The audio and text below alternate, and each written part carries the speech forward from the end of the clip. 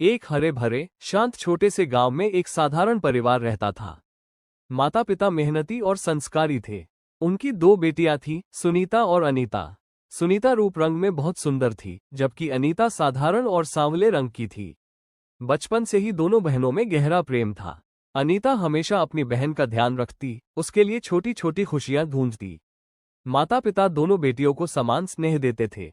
जैसे जैसे दोनों बड़ी हुई, गांव वालों की नजरें सुनीता पर टिकने लगी।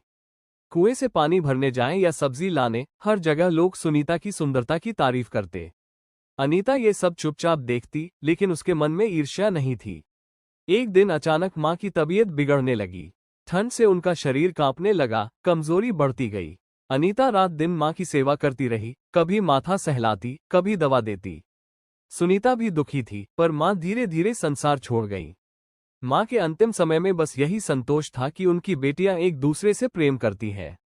मां के जाने के बाद एक दिन पड़ोसन आइपड़ोसन की बातों ने अनीता के मन को ठेस पहुंचाई और सुनीता के मन में धीरे धीरे घमंड आ गया। वो अनीता से ठीक से बात भी नहीं करती थी। वो खुद को आईने में निहारने लगी और अनीता से दूरी बनाने लगी। कुछ दिनों बाद गांव में भयंकर बाढ़ आ गई। चारों ओर अफरा तफरी मच गई। लोग जान बचाने के लिए भागने लगे। उस संकट में अनीता ने हिम्मत दिखाई। उसने पिता और सुनीता को सुरक्षित निकाला, फिर बच्चों और बुजुर्गों को बचाने लगी। जब पता चला कि एक बूढ़ी अम्मा फंसी है, तो अनीता बिना डरे बाढ़ में उतर गई। तेज पानी, थका हुआ शरीर, फिर भी उसने हार नहीं मानी। किसी तरह अम्मा को सुरक्षित स्थान तक पहुंचाया। वो खुद बेहोश हो गई, लेकिन उसकी बहादुरी ने कई जानें बचा ली। बाढ़ के बाद गांव वालों की आंखें खुल गईं।